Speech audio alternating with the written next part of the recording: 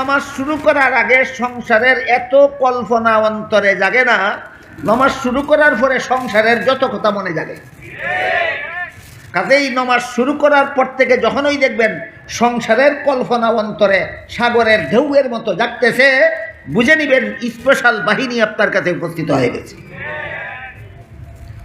কাজেই এই স্পেশাল বাহিনীকে তাড়াতে হবে এবং সংসারের কল্পনার থেকে মনকে ফিরিয়ে আল্লাহর ধ্যানে মগ্ন করতে হবে। প্রশিক্ষণ ছাড়া হবে না, ট্রেনিং লাগবে। কি লাগবে? ট্রেনিং লাগবে। ট্রেনিং ছাড়া হবে না। এই ট্রেনিংটা বিভিন্ন রকম ট্রেনিং আছে। নামাজে আল্লাহর ধ্যানে মগ্ন থাকার জন্য শয়তানের স্পেশাল বাহিনীকে বিতাড়িত করে মনকে আল্লাহর ধ্যানে মগ্ন করার বিভিন্ন ট্রেনিং আছে। এর মধ্য থেকে আলেমদের জন্য এক প্রকার ট্রেনিং আছে, সেটা আজকে বলবো। যারা আলেম নন তাদের জন্য অন্য রকম ট্রেনিং আছে, সেটা আজকে বলবো। আলেমদের ট্রেনিং আপনারা গ্রহণ করতে পারবেন না, কোনোদিনও পারবেন না, শত চেষ্টা করলেও পারবেন না। কিন্তু শয়তানের স্পেশাল বাহিনী শুধু আপনাদের কাছে যায় না, আরও আলেমদের কাছেও যায়, সমস্ত আলেমদের কাছেও যায়। কাজেই আলেমরা এই বাহিনীকে বিতাড়িত করে মনকে নামাজে আল্লাহর ধ্যানে মগ্ন করার জন্য আলাদা একটা ট্রেনিং আছে, যেটা আপনারা পারবেন না। আর আপনাদের জন্য আলাদা একটা ট্রেনিং আছে, সেটা আলেমদের দরকার নাই। দুইটা বলবো না একটা বলবো?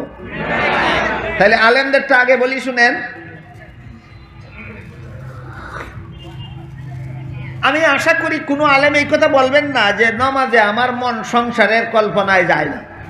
রাসূল বলেছেন যায়, আপনি কিভাবে বলেন যায় না? কাজেই সমস্ত আলেমদের কাছেও শয়তানের বাহিনী যায়।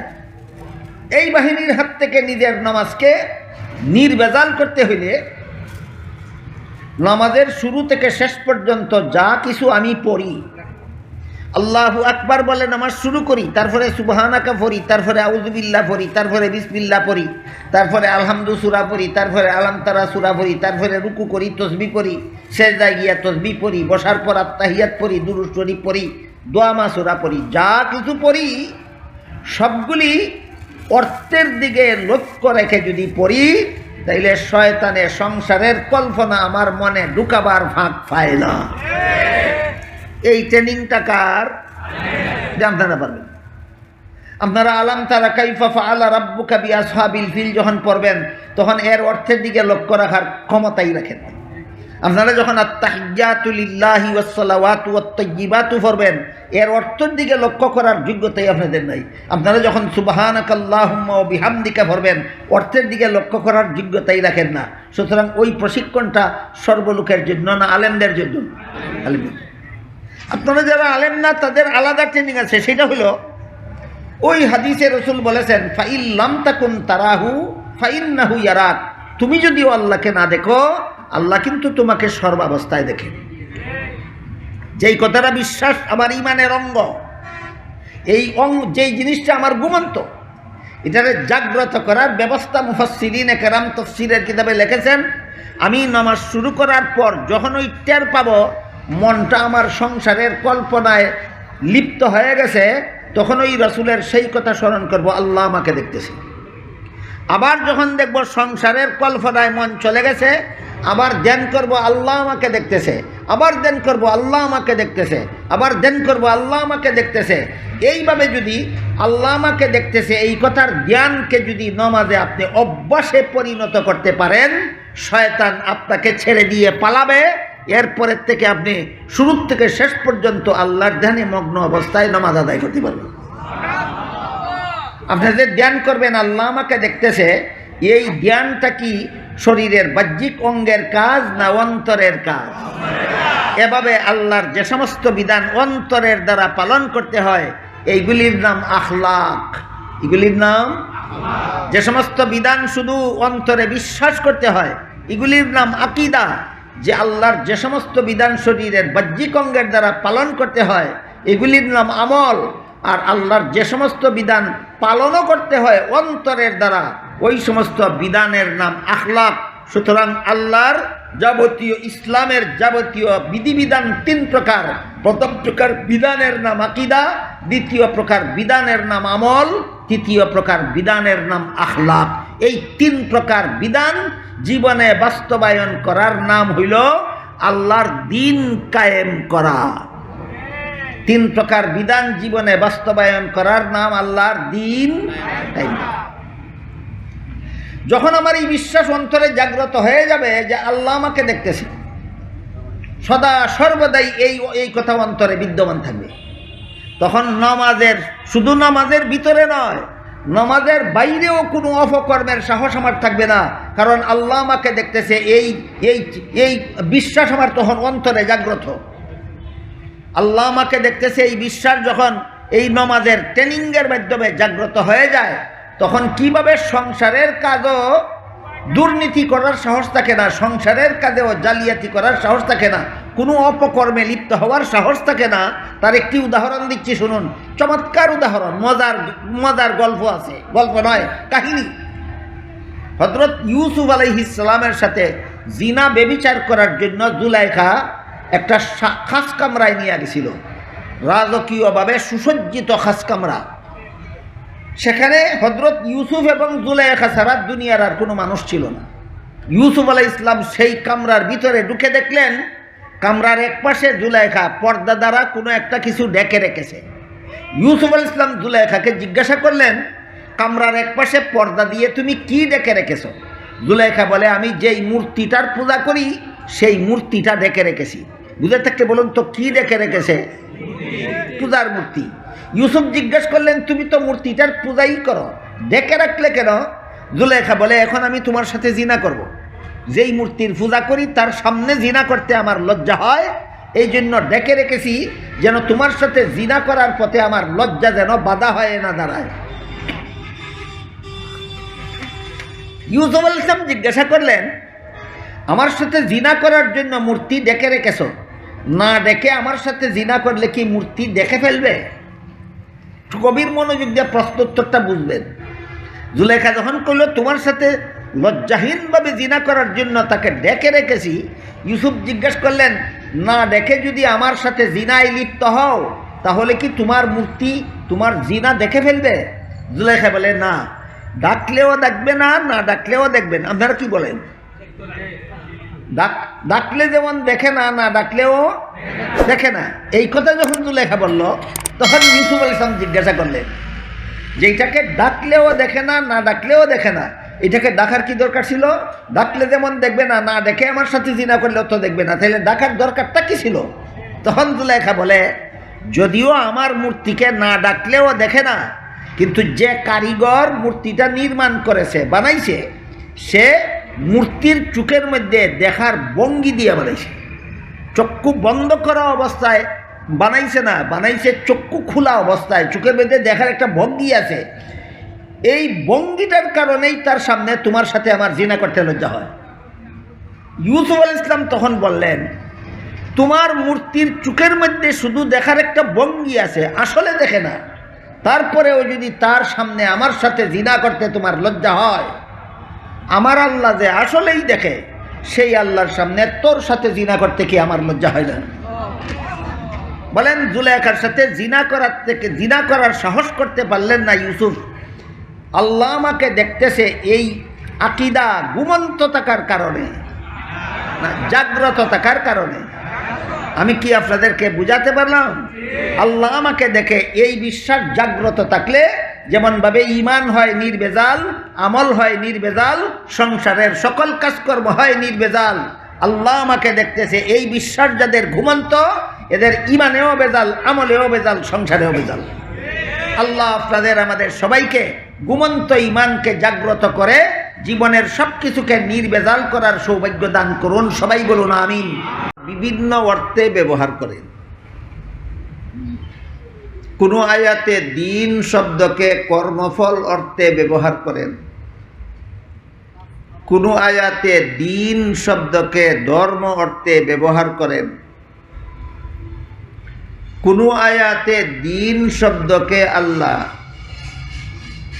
সহি আকীদা অর্থে ব্যবহার করেন, কোনো আয়াতে আল্লাহ দিন শব্দকে ইসলামের বিধিবিধান অর্থে ব্যবহার করেন। বুঝে থাকলে একটু দয়া করে বলুন তো, দিন শব্দটাকে আল্লাহ কোরআনের সবগুলি আয়াতে একই অর্থে ব্যবহার করেন না ভিন্ন ভিন্ন? ভিন্ন ভিন্ন। এই ভিন্নতার কারণে, যেহেতু আল্লাহ নিজেই কোরআনের বিভিন্ন আয়াতে দিনকে বিভিন্ন অর্থে ব্যবহার করেন, এই জন্যই একজন সাধারণ মুসলমানের জন্য আমার দিন বলতে আমি কি বুঝবো এই ব্যাপারে অনেক অস্পষ্টতা দেখা যায়, পরিষ্কার ধারণা রাখতে পারেন না। তাই কোরআনের যত আয়াতে দিন শব্দকে যত অর্থে ব্যবহার করা হয়েছে, সবগুলির সারমর্ম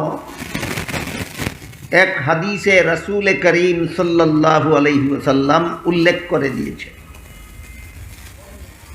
সেই সারমর্মটা আমি যে আয়াতাংশ আপনাদের সামনে তুলে ধরেছি, এর আলোকে আমি আপনাদের সামনে পেশ করার চেষ্টা করব। একটু ধৈর্যের সাথে মনোযোগে শোনার বোঝার চেষ্টা করবেন, আর মনে মনে দোয়া করবেন আল্লাহ যেন আমাকে আপনাদের বুঝাবার মতো করে বলার তৌফিক দান করেন। আমাদের আজকের আলোচ্য আয়াতাংশে দিন শব্দকে আল্লাহ ইসলামের বিধিবিধান অর্থে ব্যবহার করেছে। তাহলে আয়াতের অর্থ দাঁড়ালো, আমি তোমাদের জন্য ইসলামের বিধিবিধানকে পরিপূর্ণ করে দিলাম। একটা কথা আগে চূড়ান্ত হোক, যে ইসলামের বিধিবিধান অপূর্ণ না পরিপূর্ণ, এইটা সিদ্ধান্ত। ইসলামের বিধিবিধান পরিপূর্ণ। এই পরিপূর্ণতার যত ব্যাখ্যা আছে, অনেক ব্যাখ্যা আছে। আপনারা তাফসিরুল কোরআন মাহফিল নাম দিয়েছেন না? কোরআনের তাফসির সংক্রান্ত কিতাবাদিতে ইসলামের বিধিবিধান পরিপূর্ণ বলতে আল্লাহ কি বুঝালেন, এর বহু ব্যাখ্যা তাফসিরের কিতাবাদিতে উল্লেখ আছে। সকল ব্যাখ্যার সারমর্ম একটি কথা, তা হলো ইসলামের বিধিবিধান সর্বযুগের সর্বলোকের সব সমস্যার সমাধান। ইসলামের বিধিবিধান পরিপূর্ণ কথার যত ব্যাখ্যা আছে, সকল ব্যাখ্যার সারমর্ম হল ইসলামের বিধিবিধান সর্বযুগের সর্বলোকের সব সমস্যার সমাধান। এইগুলি বেশা থাকলে চুমুক দেওয়া যায় না, ঠোঁটে লাগে। এটা কি মনে রাখতে পারেন আপনারা? ইসলামের বিধিবিধান পরিপূর্ণতার যত ব্যাখ্যা আছে, তার সারমর্ম হল ইসলামের বিধিবিধান সর্বযুগের সর্বলোকের সব সমস্যার সমাধান। আমি বর্তমান বাংলাদেশের একটা সমস্যার সমাধান এই কথার উদাহরণস্বরূপ আপনাদের সামনে তুলে ধরছি। আমার জানা মতে বাংলাদেশে একটা মহিলা প্রথমে অনেক দিন আগে দাবি করেছিল যে ইসলামের বিধানে যেহেতু একটা মহিলার জন্য একাধিক স্বামী গ্রহণের অধিকার নাই, তাই একটা পুরুষের জন্য একাধিক স্ত্রী রাখার অধিকার না থাকা উচিত ছিল। কিন্তু মহিলাকে একের বেশি স্বামী রাখার অধিকার না দিয়ে পুরুষদেরকে একের বেশি স্ত্রী রাখার অধিকার দিয়ে ইসলামের বিধানে মহিলাদের প্রতি অবিচার করা হয়েছে। আমার জানা মতো এই দাবিটা সর্বপ্রথম বাংলাদেশে উত্থাপন করেছিল তসলিমা নাসরিন। তারপর তসলিমা নাসরিনের কি হলো, কিভাবে দেশ থেকে গেল, কতদিন হলো, কোন কোন দেশে ছিল, এগুলি আমি বলতে চাই না, আপনারা অনেকেই জানেন। ইদানিং কালে আবার নূতনভাবে শোনা যায় এমন কোনো নেত্রী নাকি বাংলার জমিনে আবির্ভাব হয়েছে। এই নেত্রীও এই তসলিমা নাসরিনের সুরে সুর মিলিয়ে কথা বলে একটা মহিলা যদি একের বেশি স্বামী রাখার অধিকার না পায়, তাহলে একটা পুরুষকেও একের বেশি স্ত্রী রাখার অধিকার দেওয়া যাবে না। এরা এ সমস্ত কথা যে একটা চিন্তাধারার ভিত্তিতে বলে, তাদের সেই চিন্তাধারাটা হলো এরা নারী পুরুষের সমান অধিকার চায়। নারীর যতটুকু অধিকার পুরুষের ততটুকু অধিকার। নারীর যেহেতু একের বেশি স্বামী রাখার অধিকার নাই, তাই পুরুষেরও একের বেশি স্ত্রী রাখার অধিকার নাই। এই দাবিটা এরার ওই সমান অধিকারের মূলনীতির ভিত্তিতে। এই সমস্যার সমাধান ইসলামে আজকে নূতনভাবে নয়, আজ থেকে প্রায় ১৫০০ বছর আগেই ইসলামে এর সমাধান দেওয়া হয়েছে। সমাধানটা কিভাবে দেওয়া হয়েছে? আমাদের বর্তমান বাংলাদেশের একটা সমস্যার কথা আমি আপনাদের সামনে তুলে ধরি, তাহলে বুঝবেন সমাধানটা কিভাবে দেওয়া হয়। ২০২৩ সালের আদমশুমারি মতে বাংলাদেশে যে পরিমাণ পুরুষ আছে তার চেয়ে ১৫ লক্ষেরও বেশি মহিলা আছে। যে পরিমাণ পুরুষ আছে তার চেয়ে ১৫ লক্ষেরও বেশি মহিলা আছে। এমত অবস্থায় প্রতিটি পুরুষের কাছে একটি করে মহিলাকে বিয়ে দিলে সমস্ত পুরুষদের কাছেই একটি করে মহিলা বিয়ে দেওয়ার পরে আরও ১৫ লক্ষ মহিলা বাকি থাকে, যাদের বিয়ে দেওয়ার মতো একটা পুরুষও আর বাংলাদেশে নেই। এটা বর্তমান বাংলাদেশের সমস্যা। আমি কি বুঝাতে পারলাম? যতজন পুরুষ বাংলাদেশে আছে সমস্ত পুরুষের কাছে একটি করে মহিলা বিয়ে দিলে সমস্ত পুরুষেরই একটা করে স্ত্রী পেল, কিন্তু তারপরও ১৫ লক্ষ মহিলা বাকি থাকে যাদেরকে বিয়ে দেওয়ার মতো আর কোনো পুরুষ বাংলাদেশে থাকে না। কাজেই এই যে একটা সমস্যা, যে প্রতিটি পুরুষের কাছে একটি করে মহিলা বিয়ে দেওয়ার পরেও ১৫ লক্ষ মহিলা এমন বাকি থাকে যাদেরকে বিয়ে দেওয়ার মতো আর কোনো পুরুষ থাকে না। এই সমস্যা ১৫০০ বছর আগের না বর্তমানে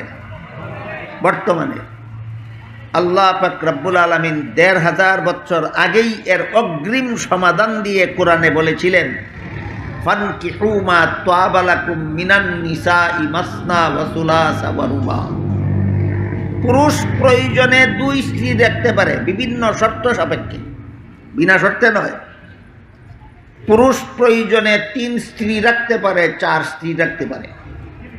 এই বিধানটা যদি ১৫০০ বছর আগে আল্লাহ কোরআনে দিতেন না, তাইলে বর্তমান বাংলাদেশের ১৫ লক্ষ মহিলার কপালে জীবনে একটা স্বামীও যুক্ত না। তাহলে বর্তমান বাংলাদেশের এই সমস্যার সমাধান ১৫০০ বছর আগে আল্লাহ কোরআনে অগ্রিম দিয়ে রেখেছেন কিনা? এর নাম ওই ইসলামের বিধিবিধান, সর্বযুগের সর্বলোকের সব সমস্যার সমাধান। ইসলামের বিধিবিধান সর্বযুগের সর্বলোকের সব সমস্যার সমাধান। এবার আমরা বোঝার চেষ্টা করব ইসলামের বিধিবিধান কত প্রকার। আল্লাহ যে বললেন, আমি ইসলামের বিধিবিধানকে পরিপূর্ণ করে দিলাম। ইসলামের বিধিবিধান সর্বমোট ৩ প্রকার। আল্লাহর বিধিবিধান পালন করতে মানুষের দেহের যে সমস্ত অঙ্গ প্রত্যঙ্গ ব্যবহৃত হয়, এই দৃষ্টিকোণ থেকে আল্লাহর বিধান পালন করতে গিয়া শরীরের যেসব অঙ্গ প্রত্যঙ্গ ব্যবহার করতে হয়, সেই বিবেচনায় ইসলামের সমস্ত বিধিবিধান ৩ প্রকার। এক প্রকার বিধিবিধান এমন আছে আল্লাহর বিধান বলেন, কোরআনের বিধান বলেন, ইসলামের বিধান বলেন, একই কথা। আবার কেউ সন্দেহ করবেন না, এক হুজুরে আল্লাহর বিধান বলছে, আপনি ইসলামের বিধান বলেন, আর এক হুজুরে কোরআনের বিধান বলছে। এই পেশ লাগাবার কিছু নাই। আল্লাহর যেই বিধান, কোরআনের সেই বিধান, ইসলামেরও সেই বিধান। আল্লাহ পাক রব্বুল আলামিন মানব জাতির কল্যাণের জন্য, মঙ্গলের জন্য যে সমস্ত বিধিবিধান প্রয়োগ করেছেন, এই সমস্ত বিধান পালন করার ব্যাপারে অঙ্গ প্রত্যঙ্গ ব্যবহার করার দৃষ্টিকোণ থেকে তিন প্রকার। এক প্রকার বিধিবিধান এমন আছে যেগুলি শুধুমাত্র অন্তরে বিশ্বাস করতে হয়, আল্লাহ, এটা এক প্রকারের বিধান। আরেক প্রকারের বিধান আছে শুধু অন্তরে বিশ্বাস করলে চলে না, শরীরের বাহ্যিক অঙ্গ প্রত্যঙ্গের দ্বারা পালন করতে হয়। আরেক প্রকার বিধান আছে শুধু অন্তরে বিশ্বাস করলে চলে না, শরীরের বাহ্যিক অঙ্গের দ্বারা পালনও করা যায় না, বরং বিশ্বাসও করতে হয় অন্তরের দ্বারা, পালনও করতে হয় অন্তরের দ্বারা। এবার বলেন কত প্রকার হইল? তিন প্রকার। প্রথম প্রকার বিশ্বাস্য, পালনীয় নয়। দ্বিতীয় প্রকার বাহ্যিক অঙ্গের দ্বারা পালনীয়। তৃতীয় প্রকার অন্তরের দ্বারা পালনীয়। প্রথম প্রকার বিধিবিধানের নাম বিধিবিধান হলো বিশ্বাস্য, দ্বিতীয় প্রকার বিধিবিধান হলো শরীরের বাহ্যিক অঙ্গ প্রত্যঙ্গের দ্বারা পালনীয়, আর তৃতীয় প্রকার বিধিবিধান হলো অন্তরের দ্বারা পালনীয়। এবার আমরা প্রত্যেক প্রকারের বিধিবিধান বোঝার চেষ্টা করি, যেন আমরা অনুভব করতে পারি যে আমি বাস্তবিকই আল্লাহর বিধান পালন করতেছি না লঙ্ঘন করতেছি। বিধানগুলি যদি জানি না, বিধানের প্রকার যদি জানি না, তাহলে আমি বুঝবো কিভাবে যে আমি আল্লাহর বিধান পালন করতেছি না লঙ্ঘন করতেছি। আল্লাহর যে সমস্ত বিধিবিধান শুধুমাত্র অন্তরে বিশ্বাস করতে হয়, শরীরের কোনো অঙ্গ প্রত্যঙ্গের দ্বারা পালন করতে হয় না, এর উদাহরণ হলো আল্লাহ আছেন, বিশ্বাস করতে হয়, পালন করার কিছু নেই। আল্লাহ একজন, এটা অন্তরে বিশ্বাস করতে হয়, পালন করার কিছু নাই। আল্লাহ লা শরীক, এটা অন্তরে বিশ্বাস করতে হয়, পালন করার কিছু নেই। আল্লাহর শুরুও নাই, শেষও নাই। আপনারা কি জানেন? আল্লাহর শুরু আছে নাই, শেষও নাই। এটা পালন করার বিষয় না বিশ্বাস করার বিষয়? বিশ্বাস করার বিষয়। মানুষের হেদায়েতের জন্য আল্লাহ অসংখ্য নবী রাসূল পাঠিয়েছেন, যে বিশ্বাস করার ব্যাপার। নবীদের মধ্যে প্রথম নবী হলেন আদম আলাইহিস সালাম, বিশ্বাস করার ব্যাপার। সর্বশেষ নবী হলেন মুহাম্মাদুর রাসূলুল্লাহ সাল্লাল্লাহু আলাইহি ওয়াসাল্লাম। এটা পালন করার ব্যাপার না বিশ্বাস করার ব্যাপার? উদাহরণগুলি বুঝে থাকলে আমি আশা করি অনায়াসেই আপনারা বুঝতে পেরেছেন যে আল্লাহর এক প্রকারের বিধিবিধান এমন আছে যেগুলি শুধু অন্তরের দ্বারা বিশ্বাস করতে হয়, শরীরের অঙ্গ প্রত্যঙ্গের দ্বারা পালন করতে হয় না। অন্তরের এই বিশ্বাসকে ইসলামের পরিভাষায়, কুরআন হাদিসের ভাষায় বলা হয় আকীদা। অন্তরের আল্লাহর যে সমস্ত বিধান অন্তরে বিশ্বাস করতে হয়, এই বিশ্বাসের নাম আকীদা। কতগুলি ইসলামের পারিভাষিক শব্দ আছে, এই শব্দগুলি সব মুসলমানের জানা থাকা দরকার। এর মধ্যে এইটা একটা শব্দ, আকীদা। আকীদা হলো আল্লাহর ওই সমস্ত বিধানের নাম যেগুলি শুধুমাত্র অন্তরে বিশ্বাস করতে হয়। আল্লাহ আছেন, আমি বিশ্বাস করি, এটা আমার আকীদা। আল্লাহ একজন, আমি বিশ্বাস করি, এটা আমার আকীদা। আল্লাহ লা শরীক, আমি বিশ্বাস করি, এই বিশ্বাসটা আমার আকীদা। মানুষের হেদায়েতের জন্য আল্লাহ অসংখ্য নবী রাসূল পাঠিয়েছেন, আমি বিশ্বাস করি, এটা আমার আকীদা। নবীগণের মধ্যে প্রথম নবী ছিলেন হযরত আদম আলাইহিস সালাম, এটা আমার আমল না আকীদা? নবীগণের মধ্যে সর্বশেষ নবী হলেন মুহাম্মাদুর রাসূলুল্লাহ সাল্লাল্লাহু আলাইহি ওয়াসাল্লাম, এটা আমার আমল না আকীদা? আমি কি আপনাদেরকে আকীদা কাকে বলে বুঝাতে পারলাম? আল্লাহর এক প্রকার বিধান হলো আকীদা সম্পর্কে।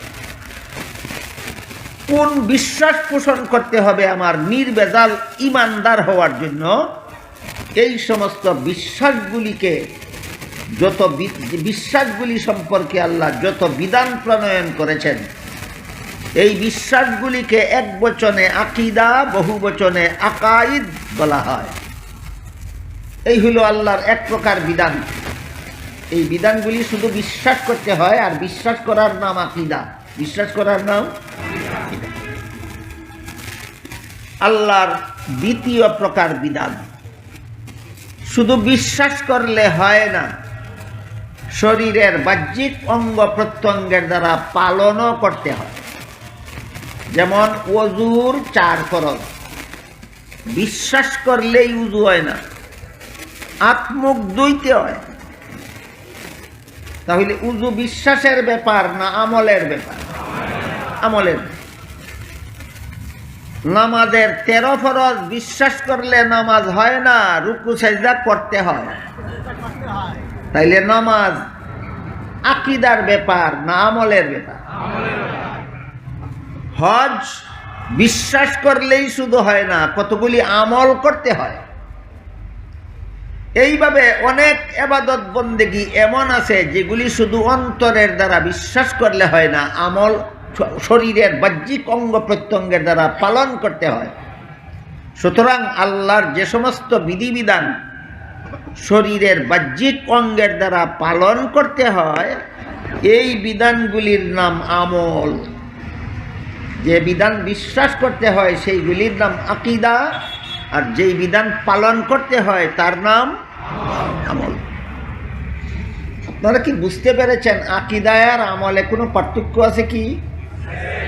আকীদা বিশ্বাসের ব্যাপার, কাজের ব্যাপার নয়। আমল কাজের ব্যাপার। আমল কাজে কর্মে পরিণত করার নাম আমল।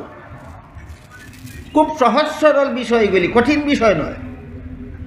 এই বিষয়গুলিও যদি আপনারা জানেন না, তাহলে বন্ডপীর মাজার পূজারীরা বলবে মনের নামাজ বড় নামাজ, জীবনে একবার পড়লেই হয়।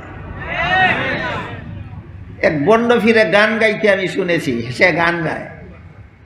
বন্ডপীরেরা বাউল গান গায়। বাউল একটা সম্প্রদায় আছে, এদের কাজই হইল গানের মাধ্যমে ইসলামের বিধিবিধানকে উপহাস করা, ইসলামের বিধিবিধানকে মস্কারি করা হইল বাউলাদের কাজ। এই জন্য সমস্ত বাউল শিল্পীরা যত গান গায় সবগুলি কুফরি গান গায়। একটা বাউল শিল্পী মুসলমান নয়, সবটি কাফের। আমার হাতে লম্বা সময় থাকলে বাউল শিল্পীরা কত জঘন্যতম কুফরি গান গায় আমি কিছু আপনাদেরকে শোনাবার চেষ্টা করতাম। তো এক বাউলে গান গায় মনের নামাজ বড় নামাজ, জীবনে একবার পড়লেই হয়। মনে মনে নামাজ পড়লে হয়। নামাজ এটা কোন প্রকারের বিধান, আকীদাগত বিধান না আমলগত বিধান, এটা যদি আপনারা জানা থাকে, তাহলে এই বেঈমান বাউলায় আপনাকে এই গান শুনাইয়া কাফির বানাতে পারবে? কাজে বাউলাদের কুফুরি গান থেকে নিজেদের ইমান হেফাজতের জন্য এই আকীদা সংক্রান্ত বিষয়, কোন বিষয়টা আকীদা আর কোন বিষয়টা আমল, এর পার্থক্যটা অন্তত আপনাদের জানা থাকা দরকার। আমি সেই বাউলাকে বলেছিলাম মনের নামাজ বড় নামাজ যদি জীবনে একবার পড়লেই হয়, তাইলে মনে মনে খাওয়া বড় খাওয়া জীবনে একবার খাইলেই হয়। তুই আর জীবনে খাইস না, তুই আর জীবনে ভাত খাইস না। মনের খাওয়া বড় খাওয়া জীবনে একবার খাইলেই হয়। বলেন তো খাওয়াটা কি বিশ্বাসের ব্যাপার না আমলের ব্যাপার? আমলের ব্যাপার না বিশ্বাসে লাগাইয়া দেওয়া, বিশ্বাসের ব্যাপার নিয়ে আমলে লাগাইয়া দেওয়া। এইভাবে একটা জগা খিচুড়ি পাকিয়ে আল্লাহর বিধানগুলিকে তামাশায় রূপান্তরিত করা বাউলাদের টার্গেট। এই জন্য বাউল শিল্পীরা কাফের, এতে কোনো সন্দেহ নাই।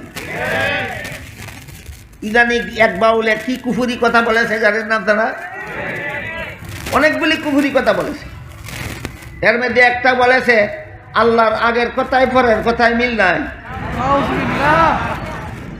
এই উপহাসটা কি আল্লাহর বিধানকে করলো না স্বয়ং আল্লাহকে করলো? আল্লাহকে করলো। এই উপহাসটা তো আল্লাহর বিধানকে করলো না, সরাসরি আল্লাহকে করলো। আল্লাহকে উপহাস করার মতো জঘন্যতম কুফুরি কাজ আর কিছু হতে পারে না। এই ধরনের নিকৃষ্টতম কাফের যারা আল্লাহর বিধানকে নিয়ে মস্তানি করে, আল্লাহকে নিয়ে মস্করা করে, এদের পক্ষে যে সমস্ত তথাকথিত বুদ্ধিজীবীরা আবার ওকালতি করে, এদেরকে আমি বলি লাল কুকুর শিয়ালের ভাই। এরা কেমন কুকুর কার ভাই? এরা লাল কুকুর শিয়ালের ভাই। তো যদি আপনারা পরিষ্কারভাবে বুঝেন যে এক প্রকার বিধানের নাম আকীদা, এগুলি শুধু অন্তরে বিশ্বাস করলে হয়, আরেক প্রকার বিধানের নাম আমল, এটা অন্তরে বিশ্বাস করলেই চলে না, শরীরের অঙ্গ প্রত্যঙ্গের দ্বারা পালন করতে হয়। যদি আপনাদের ভালোভাবে জানা থাকে তাইলে মনের নামাজ, বড় নামাজ জীবনে একবার পড়লেই হয়, এই কুফুরি গান গাইয়া আপনাদের বেঈমান বানাতে পারবে না। এই হইল আল্লাহর দ্বিতীয় প্রকার বিধান। দ্বিতীয়